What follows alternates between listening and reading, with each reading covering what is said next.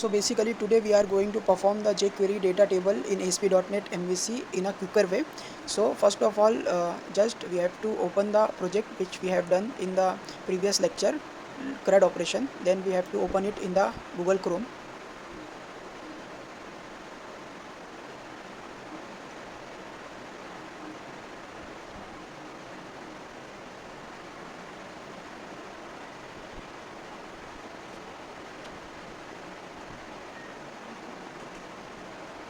So you can see the list is open in the Google Chrome. We can add the and delete and update the data by using CRUD operation. So let's add one person, Rahul, male, and class 6th, create. So basically we are going to do the jQuery data model in this. So first of all, we have to open the Google Chrome. Then we have to search the jQuery data table on Google Chrome. Then we are getting the site, and then we have to uh, copy this CSS and paste it in another tab. This is open. Then we have to copy this jQuery and paste it into other tab, and this is also open. Then we have to go to the Visual Studio. On the content we have to add a style file, and we have to name it data table.cs. okay. Then we have to copy the CSS code and we have to paste it in that data table.cs file. Then we have to Control S, save it. Then we have to go to the script folder. Then we have to add and JavaScript file, name it data table.js, click on OK. Then we have to copy the JS file code, and in similar way we have to paste it on the JS file, and Control S, save and close both the file. After that we have to go to the app start bundle.config. Here we are having bundle of script bundle and style bundle. In script bundle we have to add that file. Then we have to copy the similar root and yes, our file name from the script folder, that is data table.js. After that, yes, and similarly we have to add that CSS folder as well.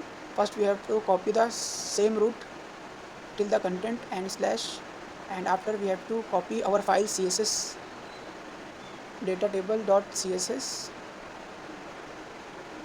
So as I see, name is not saved in a proper way, so I have to change the name data table.css, and then I have to select it, and yes, I have to copy it, style bundle. It is done. And next step is to go to the views, go to the layout cs.html, then go to the end. We have to create a script tag, and now we have to go to the jQuery data table site, and we have to copy this jQuery data table function, and we have to paste it in script folder. We have to copy this my table, and then we have to go to the index.cshtml, and then we have to give the ID to the table in that cs.html. Table name is same my table, and it is done.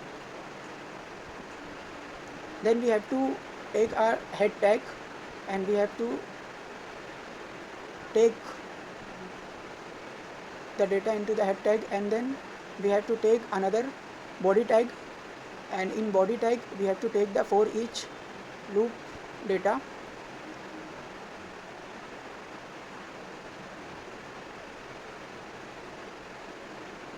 Now we have to Control Shift build the project, and then we have to run it in the Google Chrome.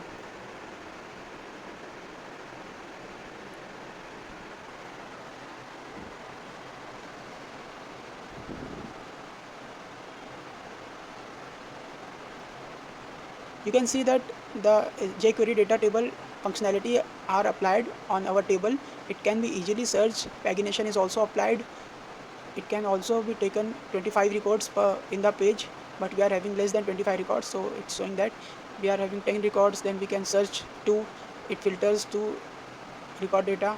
If you search female, it filters the female's candidate data.